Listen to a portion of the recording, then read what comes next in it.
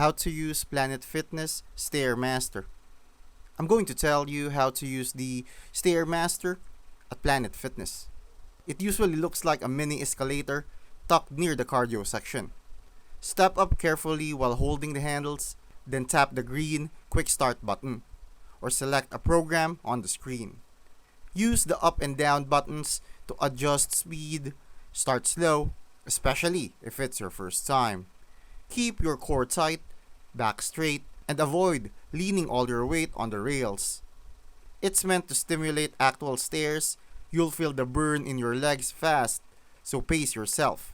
Most people do 10 to 20 minutes, but even 5 is a win if you're new. If your gym has the newer models, they might include calorie tracking, heart rate, and interval options. Wipe it down after, you'll definitely sweat. And pro tip, bring water. This thing humbles everyone.